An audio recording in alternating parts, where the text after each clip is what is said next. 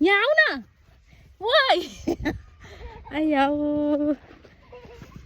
गाइजहरू हामीहरू चाहिँ तोरीबारी घुम्दैछौँ होइन।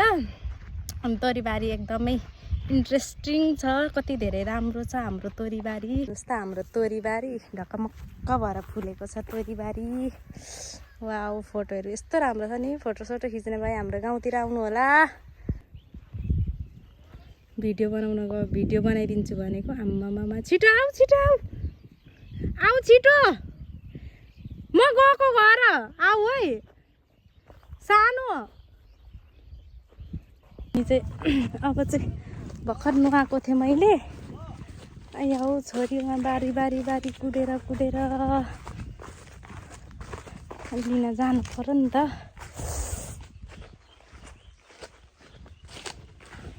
तँलाई पक कोसँग गएको, कसको बासँग गयो कि भाइको बासँग गयो कि।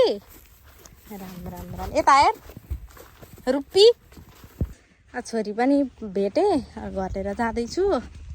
जान्छन् जाँदिनन् कता जान्छन् थाहा छैन। न्यू स्टार्टिङ तोरीबारीको ब्लग बनाएँ होइन। हाम्रो गाउँघरतिरको तोरी ढकमक्क। कस्तो दामी छ हेर्नु न। याहु तोरीबारी साने। हामीहरू कहाँ तोरीबारी घुम्न भन न, कहाँ आएको अरे हामीहरू तोरीबारी घुम्न। अब हामीहरू कहाँ हिँडेका गाइजहरू भन न हाम्रो। अब हामी तोरीबारी हेर्छौँ भन। तोरीबारी हेरेर हामीहरू घर जान्छौँ। कहाँ जान्छौँ अरे भाइ सुतेको छ। अब हामीहरू आफ्नै घरतिर जान्छौँ। यी भाइ गाइजहरू भन। अब अर्को भ्लगमा भेटौँला भन। गुन्द्रुक निकालेर गुन्द्रुक पनि सुकाएको छ। हाम्रो आलुबारी, आलुमा हामीले पानी हालेको। यसरी पानी हाल्नुपर्छ आलुमा होइन। ल हिँड गर ल जाउँ। आइयाउ भन्दै आजको भ्लग चाहिँ यहीँनिर। के गरेको टुङ्ग्याउँछ हस् त। यहाँदेखिको चाहिँ भ्लग पनि सक्यो। अनि के गर्ने भनेर अनि फेरि भ्लग सकाएर अनि फेरि ड्रेस चेन्ज गरेर हामीहरू चाहिँ अनि फोटोसुटको लागि आएको थियौँ क्या तोरीबारीमा।